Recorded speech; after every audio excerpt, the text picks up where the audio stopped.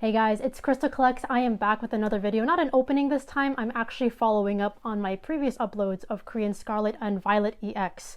So there's just a lot of things I actually want to talk about. A lot of stuff kind of resurfaced after I saw how those videos performed, but also from some of the comments that a lot of my viewers have actually put out. There's a lot of things I'm actually worried about because we've all seen the chaos that's happened with the Japanese Pokemon market. Prices are through the roof. People can't buy cards anymore. People are leaving the hobby, and that's something I really don't want to see. And I'm actually having this worry now with Korean Pokemon cards. I have started seeing an interest towards Korean Pokemon cards as an alternative because Japanese and also English cards have become a bit more inaccessible. So here are some of my thoughts that I want to really put out there. I know in my previous videos, if you've watched my previous Korean Pokemon openings, I know I've mentioned some things along the lines of, please guys, at least take the time to know the differences between the Korean and the Japanese languages. It is actually more important than you think. Now, I know I joke about it a little bit, but it's actually kind of important because one thing I actually want to talk about, this happened way back in 2020. So basically, there's this YouTuber. He's still active today in the Pokemon community. I'm not going to mention names. If you know who you are, you know who you are. Like this person's learned from what they did. It really wasn't, pleasant to see. But basically, this person did a box break of Shiny Star V, not the Japanese version, the Korean version. So if you guys know anything about Korean cards at this point, we know there's no guaranteed secret rare. The quality is very different from the Japanese Pokemon cards. We can basically categorize Korean Pokemon cards separate from the Japanese, Thai, Chinese, and Indonesian cards. Those are all printed in Japan, whereas South Korea print their own cards specifically. So basically this individual was charging $20 per pack. These packs should not be more than $7 to $10 per booster pack. It is a high class set, I get that. It's a little bit more expensive. And keep in mind, this person was located in the United States. So I saw this, but the biggest problem here too wasn't just the fact that he was overcharging his viewers, but it also was the fact that he wasn't telling his viewers that these were Korean.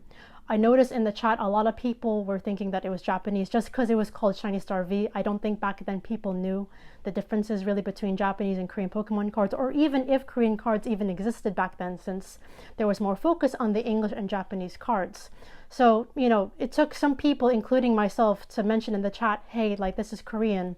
Are you guys aware of this? And, end of the day, thankfully the person stopped it. But if that can happen back in 2020, I'm really concerned that this might even happen nowadays, especially if you guys don't know this already, Scarlet and Violet Korean Pokemon cards have silver borders. In the past, in Sun and Moon, Sword and Shield era, you could easily distinguish Korean Pokemon cards from Japanese Pokemon cards simply by looking at the border color. Japanese Pokemon cards have silver borders, Korean cards have yellow borders. Nowadays, with the Scarlet and Violet era, they are pretty much the same.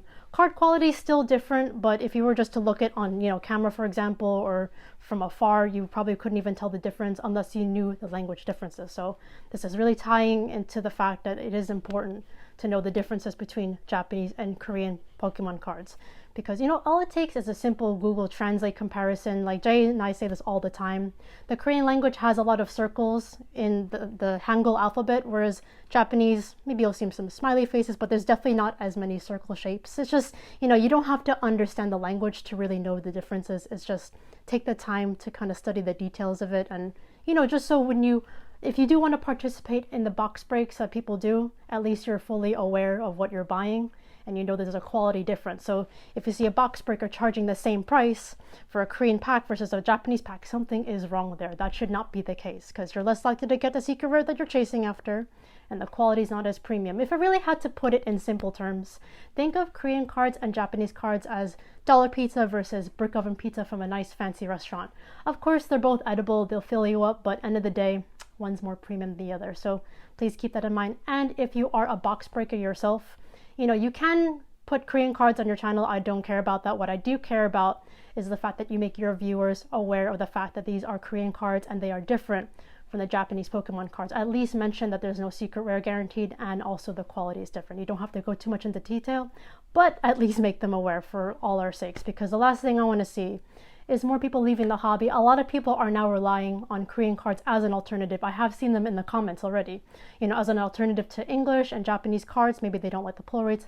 Of course, the prices are crazy. So another thing I wanted to talk about also is the scarcity of Korean booster boxes. I have also seen this mentioned in the comments before. So this is also coming from a person who lives in the country. I'm based out in New York and I usually get my booster boxes from a family friend. I don't buy them online because I have been scammed in the past, and I don't want to refer these same sources to people who could also potentially get scammed. But I've started seeing this trend, I'd say, since like VMAX Climax, since, you know, during that time period also Eevee Heroes came out, the hype for Pokemon cards shot through the roof, and the demand, you know, like even to this day, Eevee Heroes is still being printed to oblivion in South Korea.